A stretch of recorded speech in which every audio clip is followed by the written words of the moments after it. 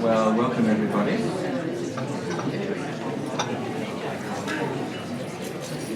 Ask us to come into some silence.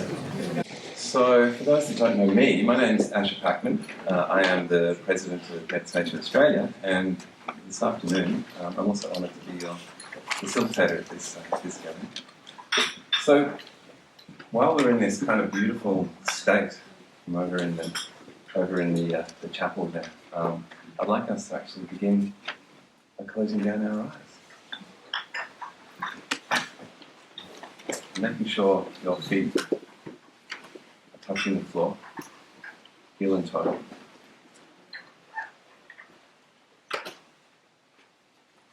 I'd like you to feel into that connection there.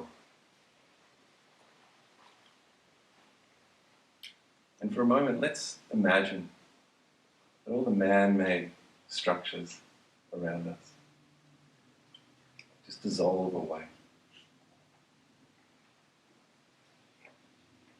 What does it feel like now? Just sitting on country, as it was, as it still is.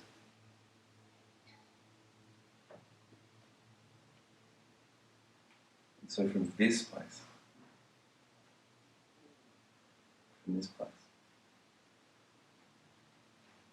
we acknowledge the traditional stewards of this unceded land on which we now sit. The Wurundjeri people of Kulin Nation, as well as all Aboriginal and Torres Strait Island peoples with us here today. And we pay our respects to elders, past, present, and emerging.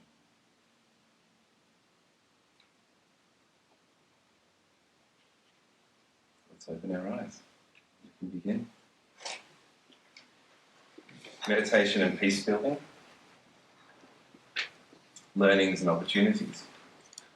This is an event which was initiated by Meditation Australia in partnership with the Monash Centre for Consciousness and Contemplative Studies. And so the idea for this forum has evolved from many conversations, many prayers, many meditations, advocacy actions. And for me, as the President of Meditation Australia, it's probably one of the most important, if not the most important event that I've had the pleasure of being involved in. Got a really diverse range of people in this room right now, if you look around. Academics, politicians, athletes, multi-faith leaders, business leaders, and students of meditation and spirituality. And I'd also like to pay a special welcome to Chancellor McKeon of Monash University. Welcome over there. Thank you for being here. Well, it's no doubt we live in troubled times, my friends. That much is abundantly clear. We had a conversation a few of us before we began here, and that is clearly evident. But you know, there's an ancient wisdom in the living traditions of meditation which can help us move towards peace.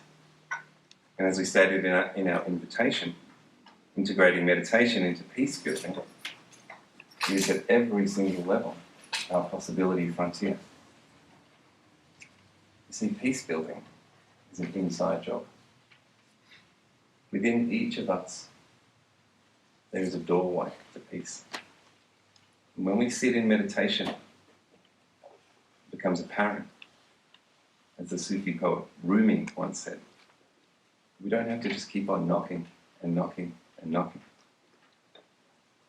We remember in meditation that the door opens from the inside. And once we open that door, we find a peace within us, which then ripples out like water on a pond, touching life after life, until we ignite a revolution of peace. So please remember, dear seekers, that you hold the key to unlock the door to peace. It's hidden in plain sight, right in the centre of your chest. So let's begin. Let's It's a great privilege to me to welcome our first speaker, Bishop Philip Huggins, to the podium. I've had the pleasure of getting to know Philip since he joined our MA board last year, and I've quickly come to understand this man is an extraordinary human being. He works tirelessly as a multi-faith and multicultural ambassador, amongst so much else. It was actually Philip who planted the seeds of this forum. And for me, it was through the prism of his understanding that peace is both a gift and a task. Can you feel that? I really felt that when I heard that from Philip. Peace is both a gift and a task. And so you'll find his biography and all the other speakers in your notes. But it's simply up to me at this point to welcome Philip to the podium. Thank you, Philip.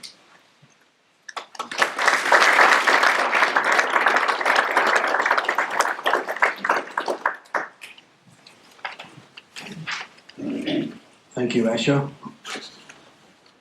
It's truly wonderful to see you all gathered on a superb Friday afternoon in June in Melbourne. And I think what we're doing here, we're creating a story for the human family, a narrative that is so full of meaning and feeling. And it's a wonderful story. And it's a beautiful story. And it's big. And it's necessary. So let me offer just 3 little appreciations to help us on our way. The first one is about that connection between meditation and peace building. I mean, every one of us here has a story of that, finding that connection between meditation and peace building. I look back and wonder what might have happened to me if I hadn't found mantric meditation in my mid-20s, when I was my mind was so busy, so busy, I was about to spin out of the universe. But mantric meditation actually helped me to acquire some measure of mental stability and coherence, and thus to be open to receive that which was already there, which is, as Asher just said so beautifully, this gift of divine peace. Peace which, is so wonderfully, completely beyond our full understanding, and comes to us as gift when we're settled enough to receive it, and sometimes just as gift in the midst of moments of chaos. And then in the process, discovering that with that gift came an invitation into a life of peace building, peace making. So in the room, there are many, many stories that are of that connection between meditation and peace building. And also what will be completely true for each of you is of how meditation has sensitized each of us to how precious is the gift of life, as Asher just helped us feel the ground under our feet and be aware that we're here on this tiny planet in this vast universe, the end of which is still to be found. There was a report in the Scientific American this week from that wonderful news telescope finding kind of evidence of stars 400,000 years after what's called the Big Bang, and new clues as to why the universe is as ordered as it is. We're still discovering. And in the discovering, there's wonder and there's gratitude. Wonderful Thich Nhat Hanh was once asked, someone spoke to him about feeling their smallness in relation to the hugeness of the cosmos. He said, "You think you are small, but the whole cosmos came together for you to be." And so it is, each of us, we understand, with elements of those stars in our bones, in this wonderful intersection with all of creation.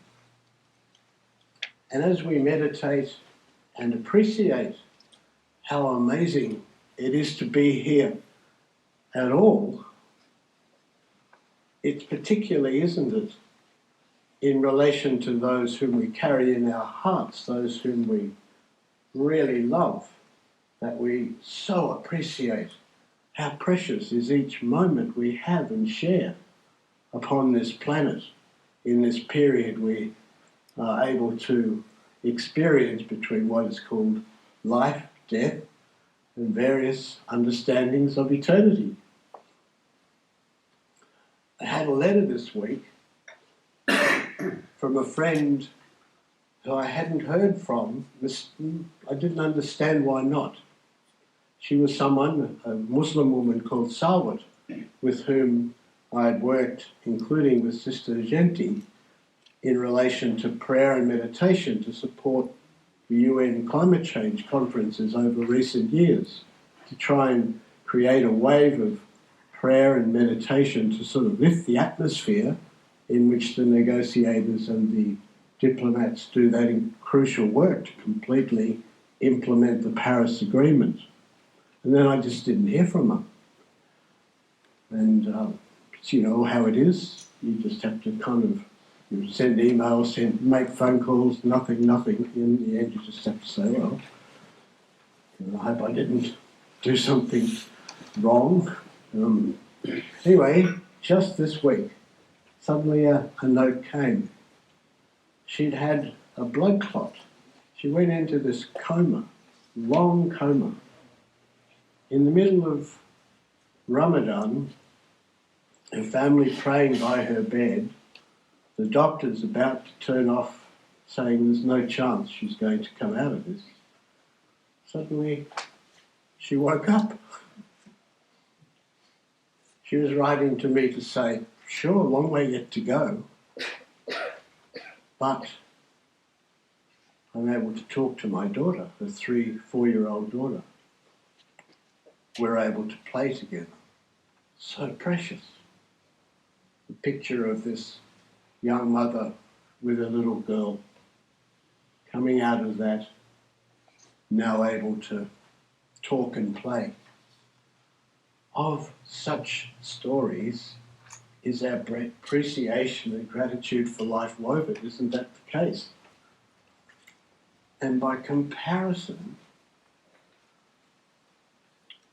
Galliano in the chapel wore a coat I gave him woven by refugees, Karen refugees from Myanmar. We bring so much yearning to see things become better for those savaged by other realities. And that's why this is so important and so beautiful to be doing together. And a third imagining, therefore, a third appreciation, therefore, is around the nurturing of a culture of peace building. Cultural change, we know, is demanding. Overnight, some of those who are trying to shift the culture of our federal parliament were lamenting after the past week in the federal parliament that not a lot of progress, and there was a sadness about that. 2 steps forward, 3 steps backwards. But we know cultural change just requires a sustained effort and an imagining and a sharing of the imagining of what might become possible. And we are custodians of knowledge of what can make a real difference. You know, it's the saying, if you can imagine something, it's got some kind of reality. And we carry imaginings that we earth in our lives that can make such a difference. Simple things. The creation, when there's been difficulties between people, the creation of places of beauty where people can gather, the importance of meditation, so people have that subliminal sense of belonging together to begin with, and then simple things, if it's possible, to cook meals together, at least share meals together, to apply some of the learnings we have of what makes for creative dialogue, for real conflict management, all the simple things of listening well, being careful to listen well, being careful with our tone of voice so it opens up and doesn't shut down the conversation. Keep asking the questions if we're not sure what somebody else is saying. And most importantly, to respect that if we're going to come through a history of broken relationships, and particularly if there's been trauma associated, we have to be patient.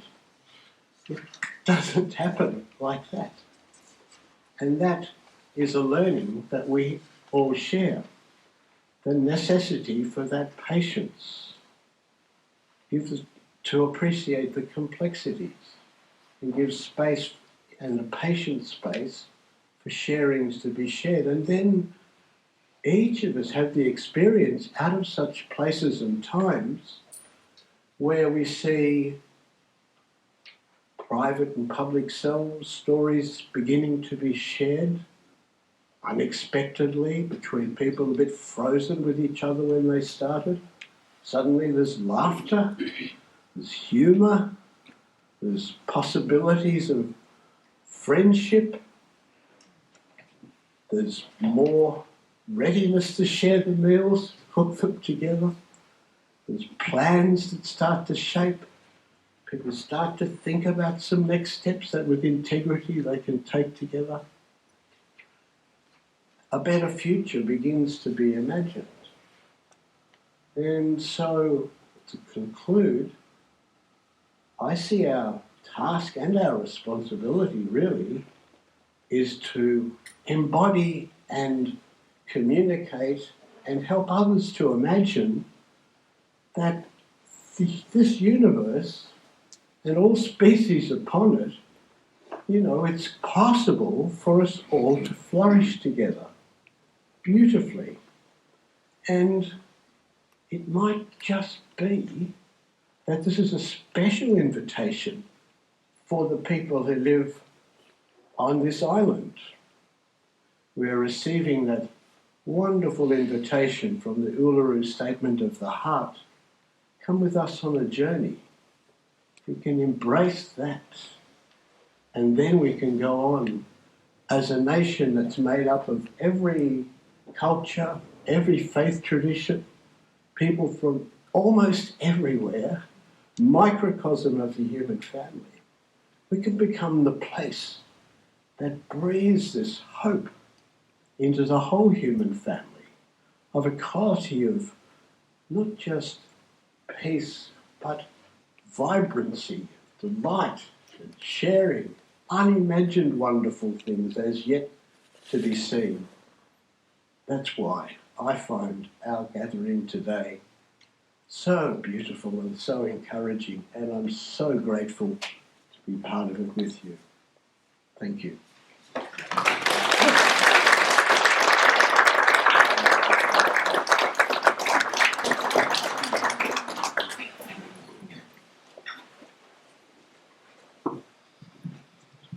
bring this a bit closer to me now. It's great being told, but sometimes. Thank you, Phil. That was beautiful. It's always so uplifting to listen to you, my friend. I'm feeling peace, a gift, a task, but also a responsibility and an invitation. It's wonderful. Well, we really are honoured to have our next guest here with us today. It's a real special privilege for me to invite Sister Jayanti up to the stage in a moment. Leading and provoking change for the past 55 years, Sister Jayanti heads up a global institution of over 1 million volunteer changemakers. Everyday people committed to bringing about a big impact in our world and our future. She sat with prime ministers, with leaders of global change all over the world. She's a spiritual teacher, a much sought after international public speaker, an author and a visionary leader. She is now the most active administrative head of the Brahma Kumaris, the largest spiritual organisation in the world. It's an organisation led by women supporting the cultivation of a deep collective consciousness of peace and of the individual dignity of each and every soul. So please join me in welcoming Sister Jayanti.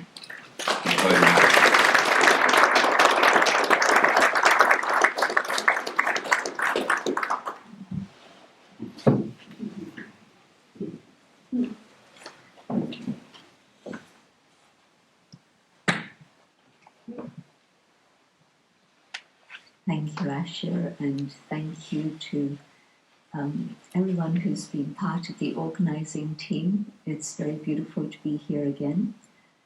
I was last in Melbourne about 10 years ago, but the time has flashed by, and I didn't realise it was that long. And my two brothers have spoken beautifully. And I'd like to pick up on something that both of you have shared.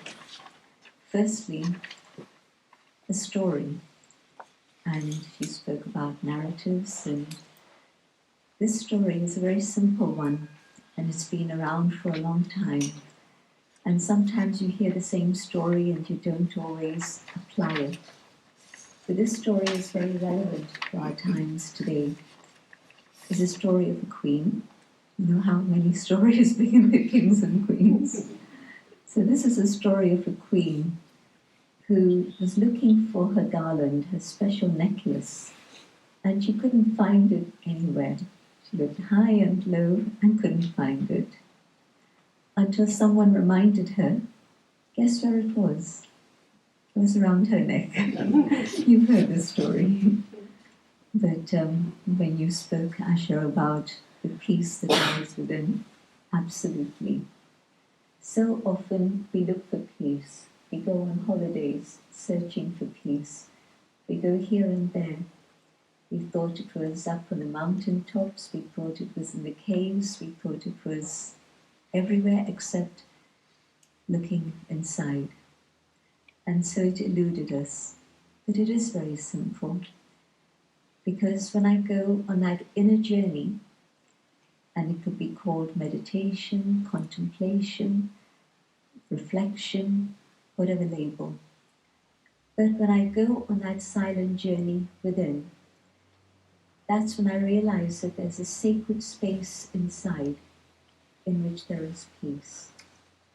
And it's available for absolutely every single human being.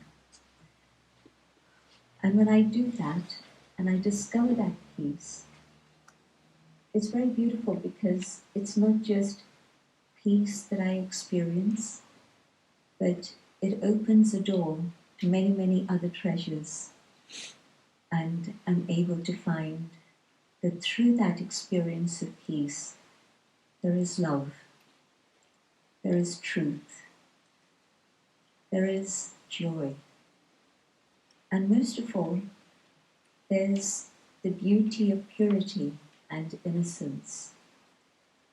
Living in the world today, we think that all these things are very far away and out of reach.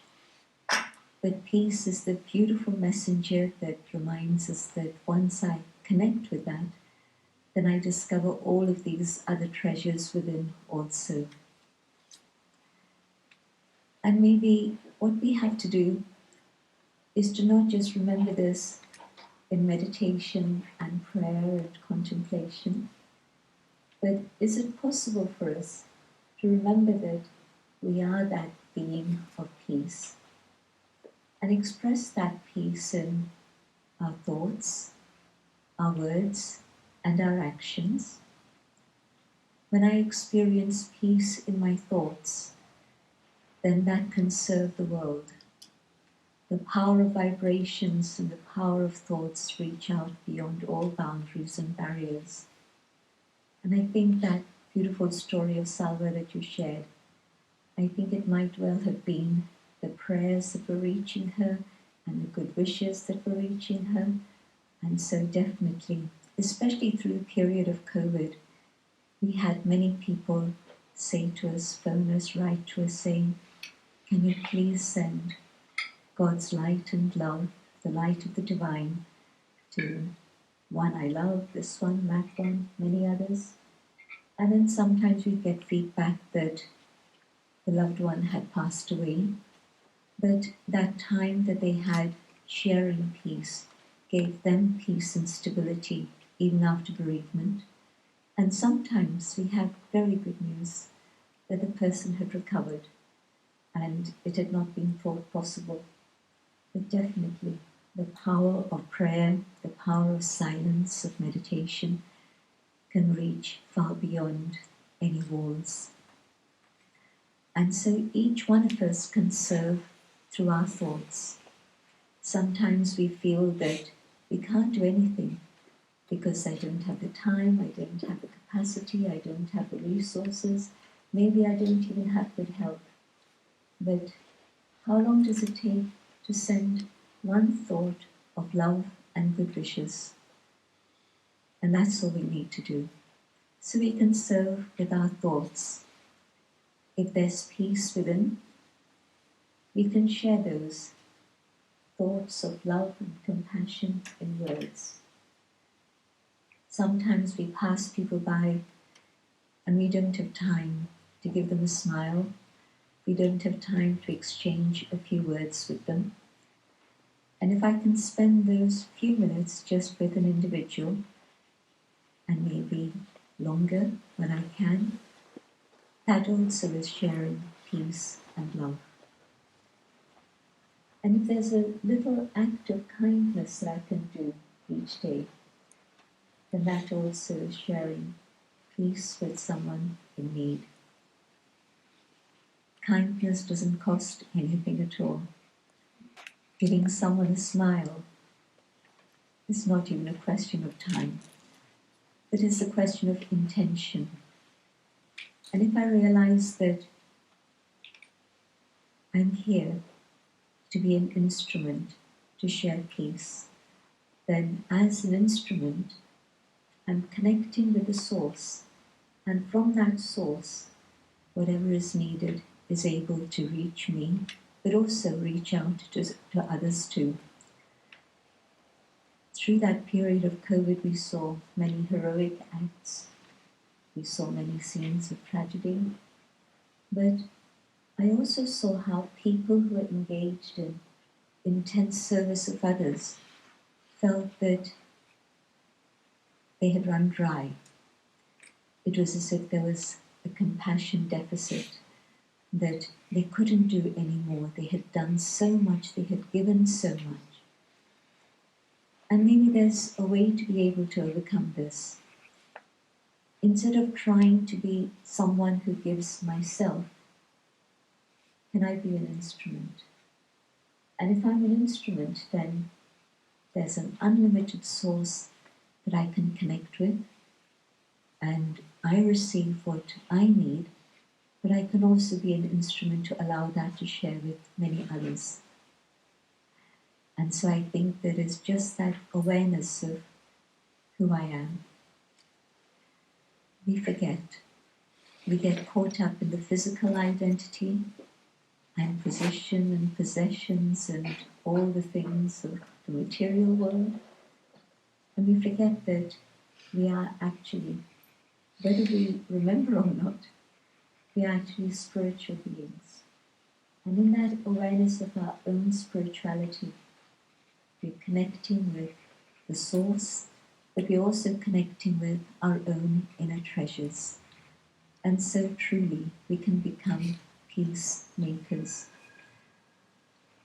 In situations in today's world, there are so many challenges that come to try and shake that peace.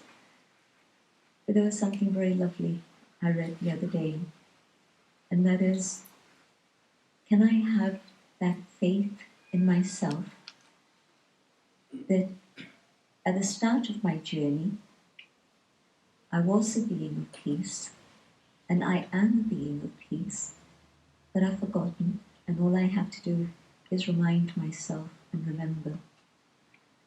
But also, when there's a lift has 4 sides. And so the first is to remember who I am. The second is to remember the source, the divine, from whom we can receive unlimited treasures. And the third is to have faith in each other, that we are one family, and each one of us has a very, very special, unique role to play. If you look at a tree, it's many leaves on any one tree, but maybe as a child you tried it, and if not, I hope you find a moment to try it, even though we're adults, we're still children at heart. No 2 leaves will be identical. When it's human production and we use machines, then we want things to be exact. But when it's nature, everything about nature is unique. And no 2 leaves are the same, but equally, no 2 human beings are identical. Each one absolutely unique, carrying special treasures with which they can contribute further to humanity. And so when I have that trust and faith in my family, not a little family, but my unlimited family, then I see each one with that vision. And the fourth, I believe time is on our side. Why? Because although there are huge forces of darkness, but there's also an awakening that's beginning to happen. Young people, they're very aware of things that I wasn't when I was their age. But also, this whole idea of looking at things from a holistic perspective, we didn't think about that 50 years ago, but in the last 20 years or so, whether it's holistic health, or whether it's holistic architecture, holistic education, more and more we're beginning to think about things from a holistic perspective. I remember travelling from South Africa to London with Daddy Jayanti. Some of you who are here know her, you've mentioned it to me earlier. And she was my mentor, but also my friend, my mother, spiritual mother. And we were travelling together, and these are the days when smoking was still allowed on aeroplanes. And the whole night she was coughing because of the smoke, and there was nothing I could do about it. There was no other space to take her. And I thought to myself, is it possible for a time to come when people don't smoke on planes because it's such a confined space? And how long did it take to change that? It didn't take very long. It was amazing. People thought it would take a long time to change that culture. But within a very short space of time, it changed.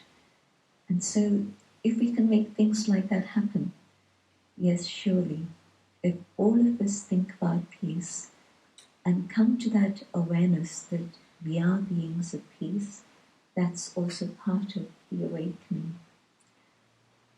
I met a Prime Minister recently, and she was talking about time for the self. She was talking about how leaders need time for themselves to be able to reflect. Now, again, 20 years ago, I don't think a political leader in position at this time would have made a statement like that. So things are changing. Time is definitely on our side. And I think as more and more light enters the world through each and every one of us, but also when there's a gathering, that energy, that light multiplies in a magnificent way.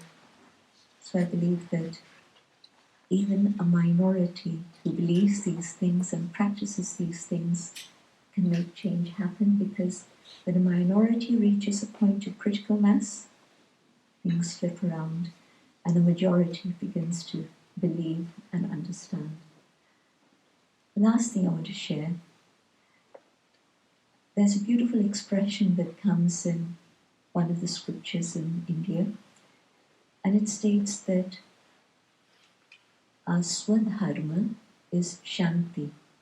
Swadharma, the original state of being. Dharma can be religion, dharma can be a way of life, but it also means a state of being. And so it's talking about our original religion, our original state of being is peace. Thank you for your attention.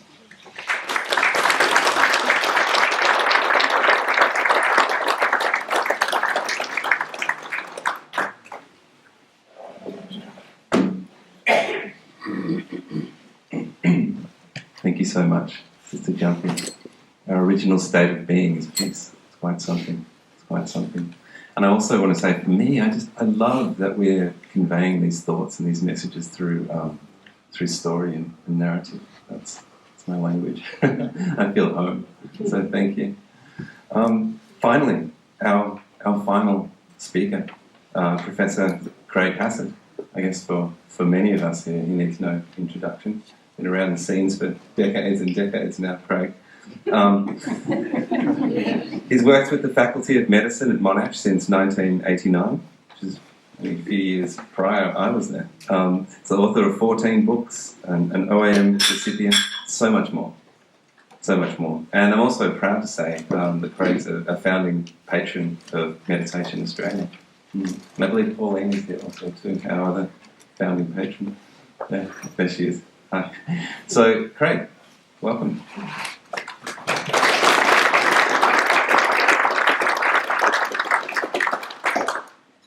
Thank you very much, Asher. And what an honour to be here today and in this sort of company, seeing so many familiar faces.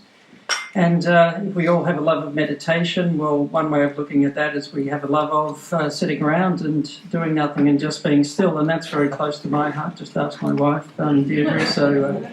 But it's more than just nothing, and so it's great to be here. I think it's the world needs meditation enormously.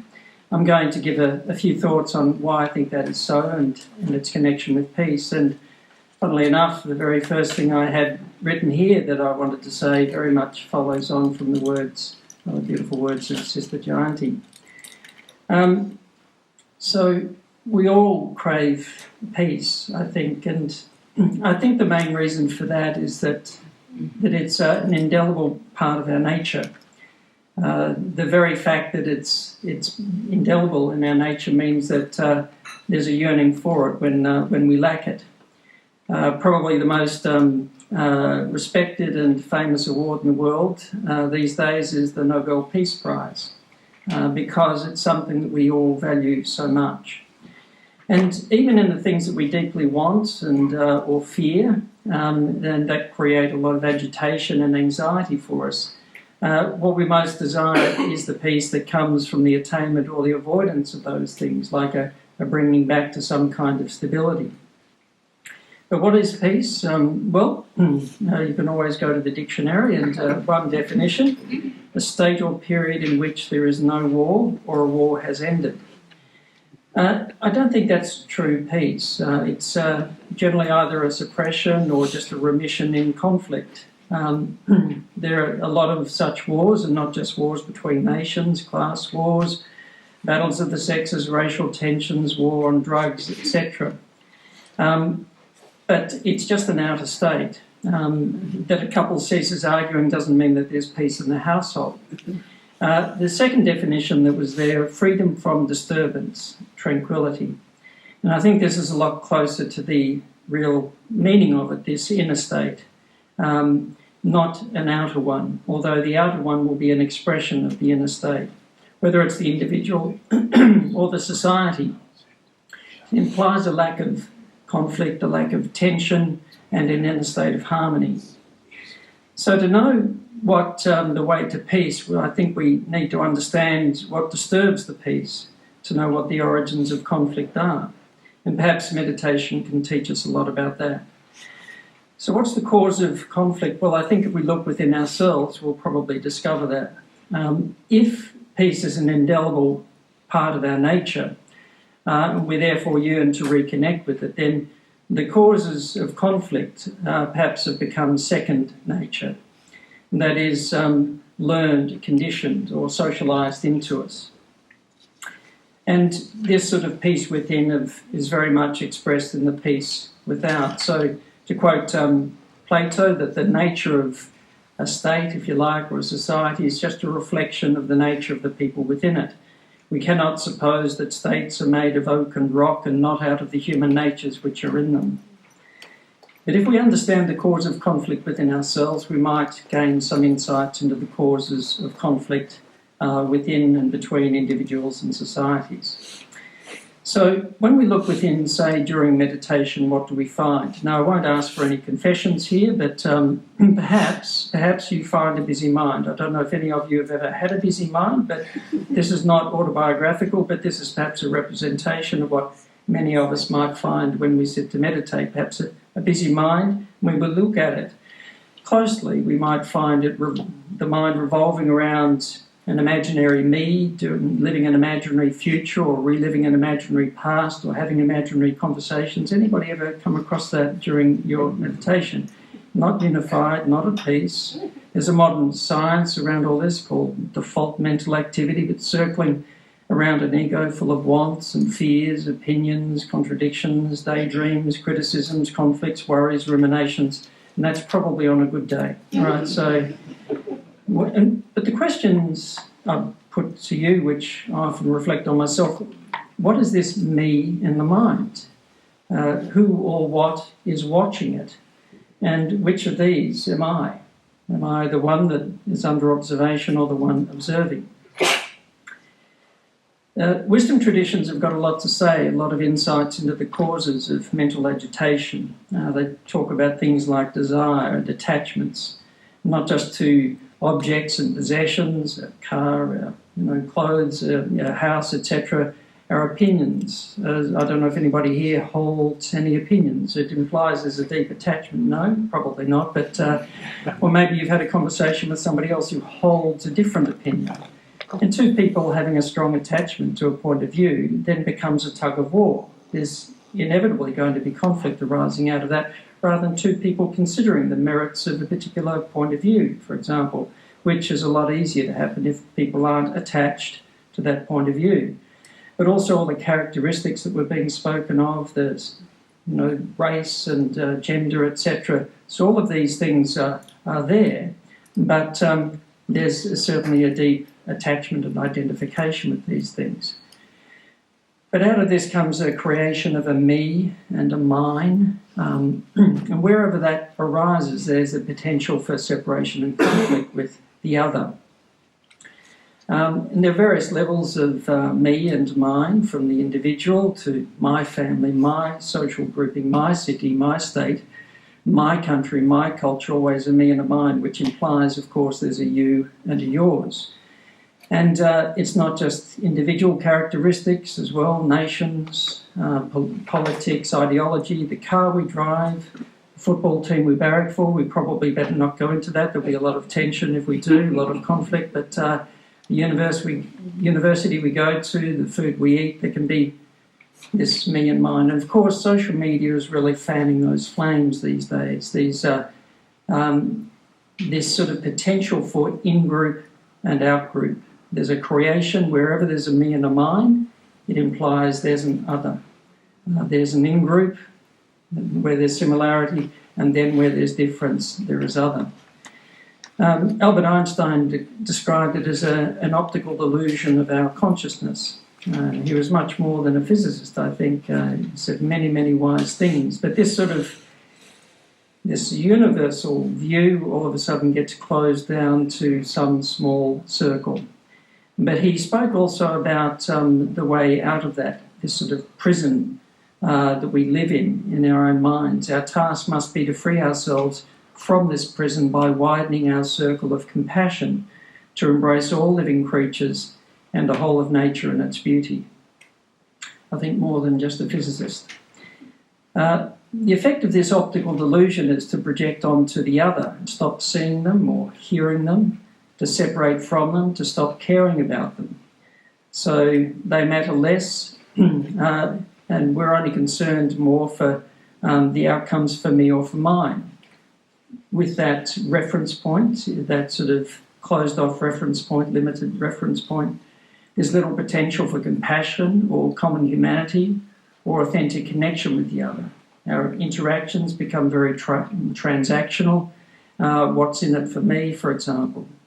And in this sort of this rise of this, and to some extent this sort of polarisation, leaves enormous room for conflict in the world. So, and this, I guess, is the challenge. How do we transcend this? Now, wisdom traditions have also had a lot to say about not just giving examples of people who transcended these kinds of limitations and to expand to something far bigger.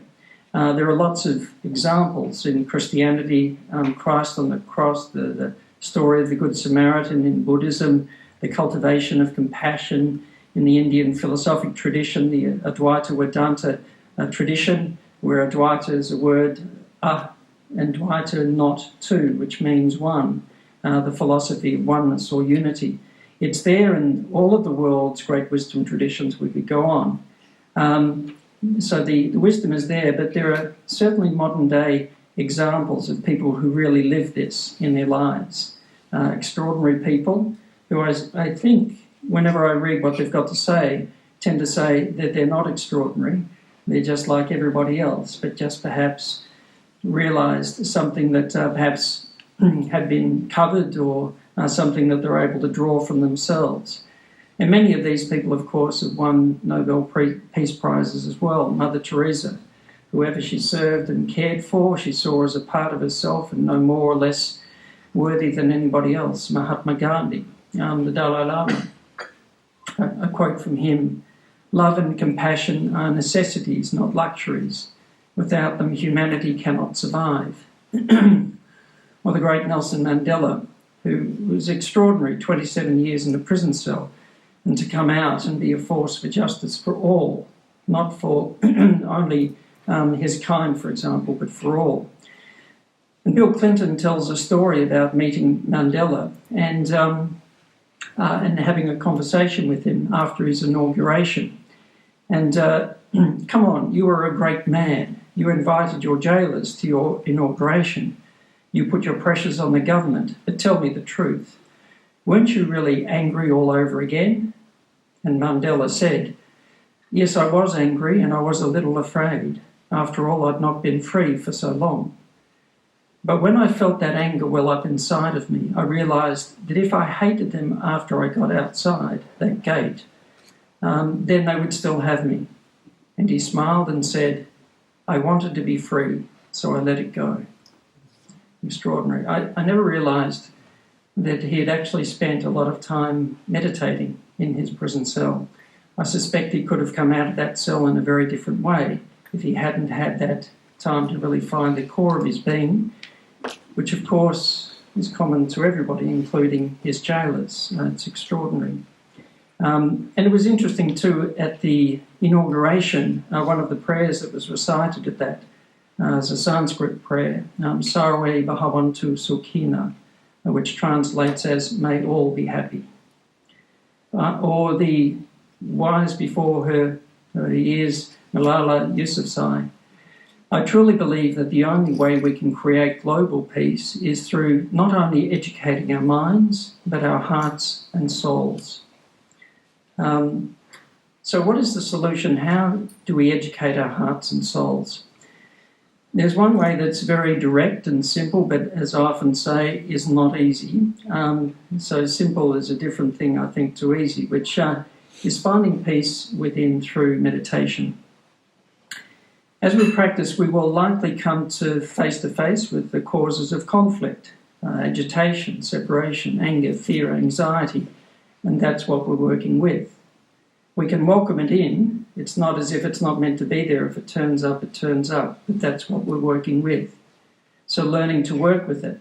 And meditation provides us the opportunity to stop feeding it and reinforcing it, and in due course, hopefully, to be free of this prison cell that we create within our own minds and hearts, made up of fears, imaginings, attachments, and conditioning. I think if we're patient, and I think patience is required here, that meditation can help us to surrender the constant reference to me and mine, to be present and to come out of the imaginary past and the future, to use reason to wisely manage or learn to not to be controlled by emotions and appetites that don't always do us or the world very well, and not by being in conflict with them, but learning through non-attachment not to be controlled by them, and to cultivate compassion even in the face of things which we may dislike or find very uncomfortable. And ultimately, I think the most important thing is to find that essence of our being and the ground of our being, which is common to all, which is the ground for common humanity, by ceasing to identify with the superficialities that we are not, which is not to deny their presence, but if we forget that unity amidst the diversity, then we miss the most important thing. And I think that through this practice we might discover the true meaning of the Golden Rule, which is really at the heart of all the world's great wisdom traditions, to treat others as oneself. The Golden Rule, I think, only really makes sense if there is no other, because the other is oneself. So in closing, I'd like to invoke that which is written at the end of many Sanskrit prayers, Shanti, Shanti, Shanti. May peace and peace and peace be everywhere. Thank you very much for your attention.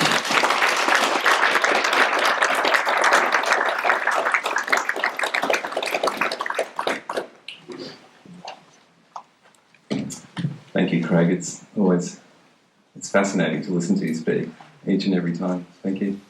At this point, we can actually open up the floor to some questions. So I'm wondering if anybody out there has any questions for any of our speakers that we've had. And we can spend a little time in that space. So the floor's open. Does it have to be the speakers? You can ask anyone a question, I guess, for sure. Yeah.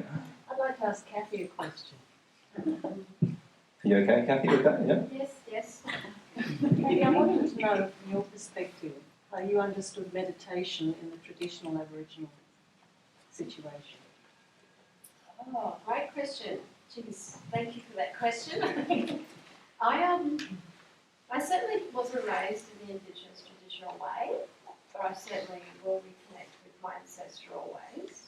My mother is the daughter of a Jayanti woman of the Daintree rainforest, culture is still very much alive in those parts of Australia. I will at some point in the near future go and get back and I'll connect with my grandmother's culture. Yeah, so I hope that answers your question. Anybody else? Any other questions? I guess everyone's fair game here at this point, it seems like. That's terrifying. Yes? I'd like to ask Craig, in his work and research, is the aspect of consciousness something that is being explored? So the question is around the aspect of consciousness itself. Yes, well, very much so. The thing is, I think that consciousness, it depends on what we mean by that. So that awareness within us, or the things that are within our field of consciousness. Most of what's called consciousness science is looking at the things that are in the field of our awareness, our perceptions and the biases and distortions, etc., what goes on neurologically, etc. The thing that's hardest to research, but I think all the world's great wisdom traditions point to, like this hub of the wheel, this centre, is that pure awareness. But the thing is that if indeed, as those traditions say, it's beyond the physical, then it's not really measurable in the way that science usually measures it. So it's a very hard thing for consciousness science to pin down that which can't be pinned down. It's, I suppose, when we try to see ourselves, we can't see ourselves, we need a mirror to look back. And in a way, trying to study consciousness is trying to study itself. We can't see it except by what it's reflected by. To quote Shakespeare, the eye sees not itself, but by some other thing.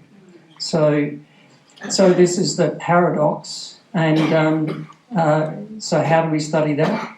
I don't know, but certainly when that awareness is brought into a person's life, when a person is helped to cultivate that awareness and to be less identified with the thoughts, feelings, attitudes, reactions, etc., then what has been studied a lot is the enormous potential for that to help with anxiety and stress and conflict and managing emotions and depression, etc.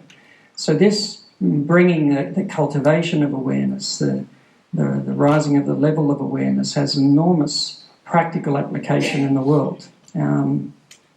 But it would be, well, perhaps just to put this, but that consciousness, that awareness that we all share is the source of peace, it's the source of life, it's the source of everything else, and that's the ground, the common ground for our common humanity. If we can connect on that level, then everything else is a whole lot easier. If we miss it, then everything else gets a whole lot harder. So if we find a way to measure the immeasurable, we'll let you know first, John, and we'll come back to you on that. Hope that helps. Thank you. Sometimes I find that the act of measuring itself is in the ego, which is something interesting. I love that we brought consciousness back to peace as well, the idea of consciousness and peace together. So we've got time for a couple more questions. I'm wondering, there's one over there, Morella. For all of the speakers, something that I've been sitting with is how our stories of masculinity presently inform the narratives of conflict we play out, and how do we energize, not necessarily recover, because you don't really ever recover and things move forward. How do we shape different stories of what it is to be male, so that the instinct towards fear and violence diminishes and creates space for other things? Who would like to take that one on? Sister Jayanti.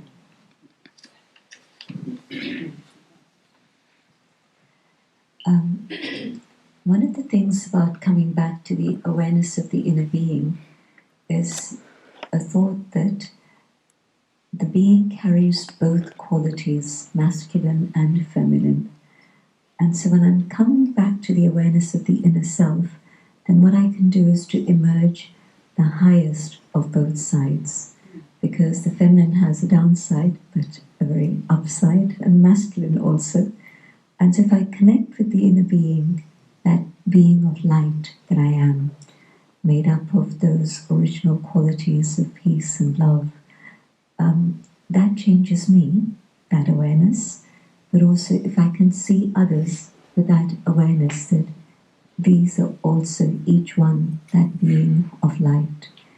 And I've seen that when I've looked at others with that focus, then their attitude begins to change also. Many examples of that, I won't go into stories, but many, many times I've seen that happen. So when we leave this room, if we carry away this awareness of the being that I am, that spark of light, of consciousness, I think we can move things in that direction. Perhaps one more before we move on to the next phase. Hannah. I'm just curious, maybe one for all of you or one.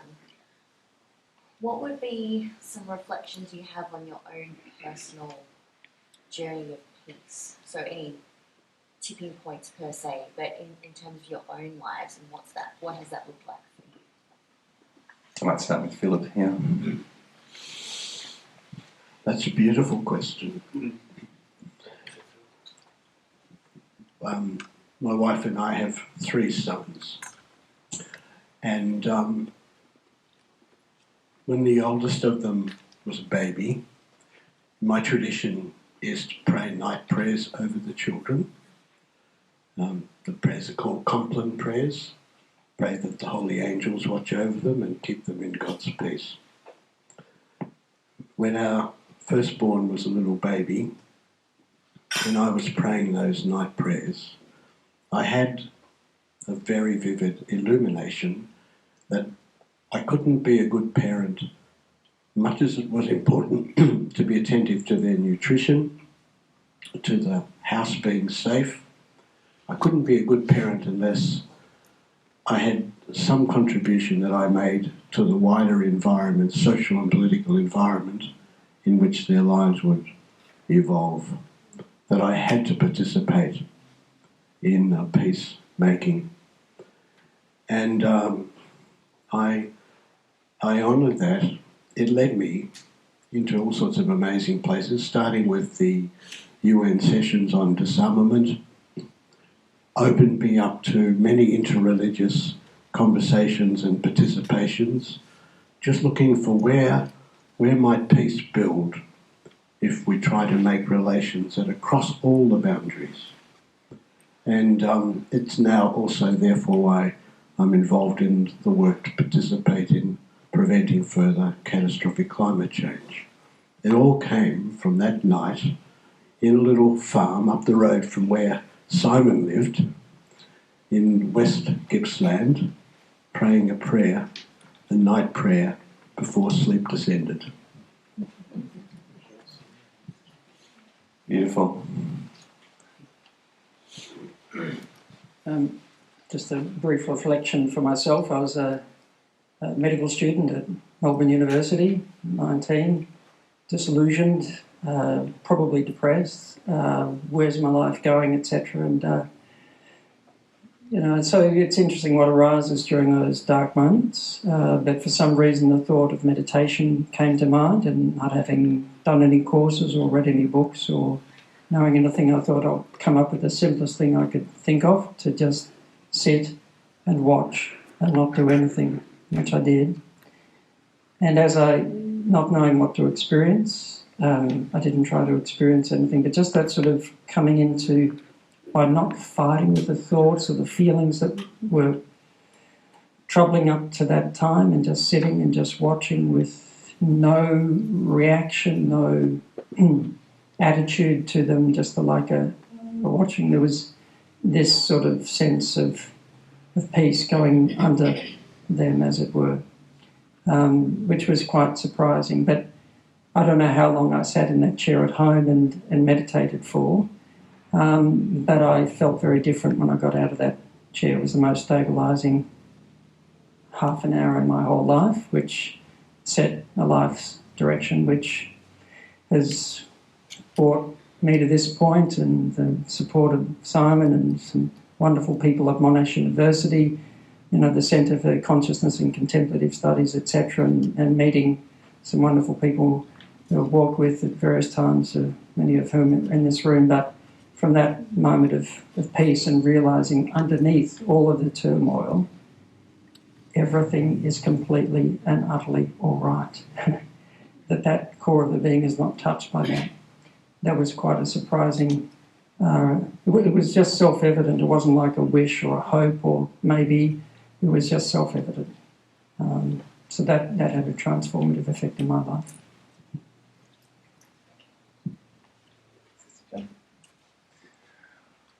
All right.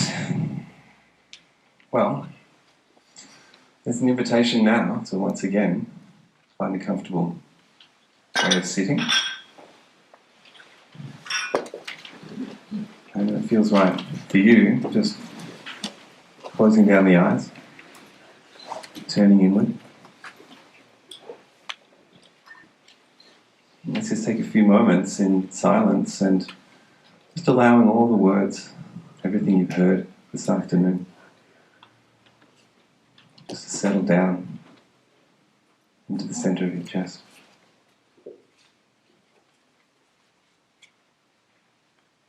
Maybe planting them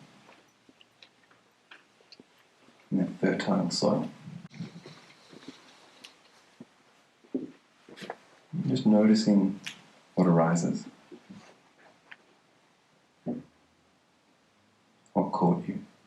And now, letting your eyes gently open, there's an invitation to turn to your neighbour. And we're inviting you into a few moments of quiet conversation. And what's alive in your heart right now? How can you begin to build peace within? So take that time. I know there's lots to talk about, but if we could just start to bring our conversation to a close, that would be great.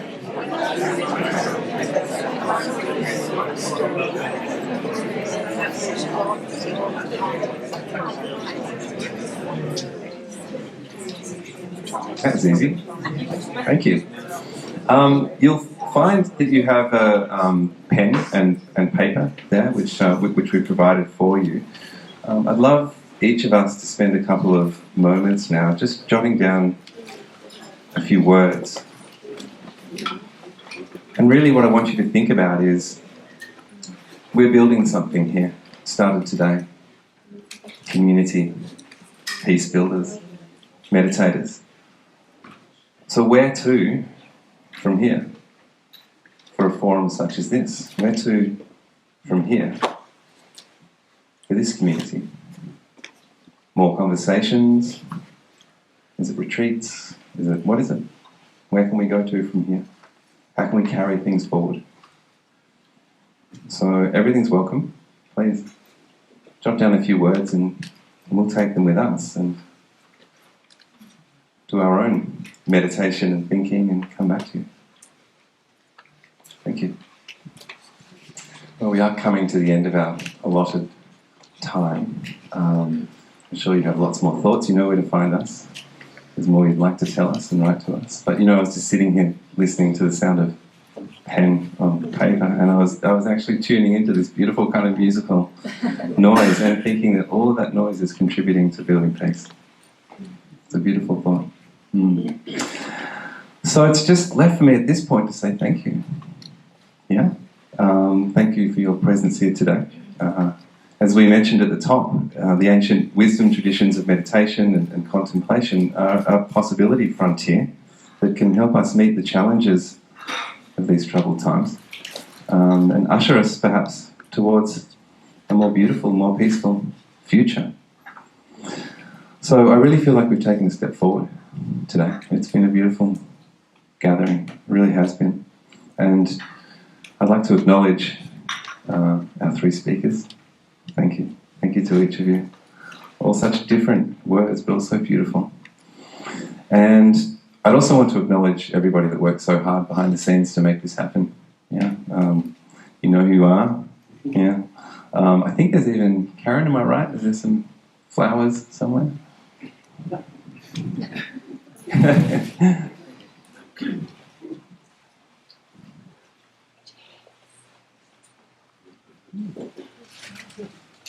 Thank you so much. Yeah, yes. Firstly, there's some flowers for you, Sister Jayanti. There you go. Thank you. Thank you so much.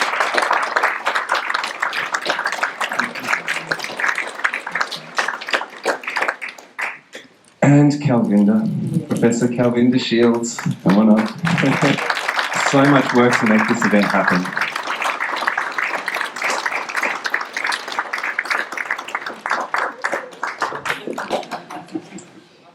Thank you.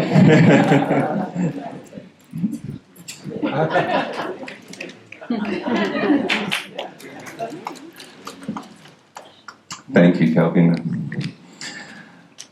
So yes, also thanking the Monash Centre for Consciousness and Contemplative Studies. Have I got that right? M3CS. Is that the easiest way to go about it? Yes. And Craig, thank you so much. So I think with that, we're done. Oh, Dean, you're in front of me.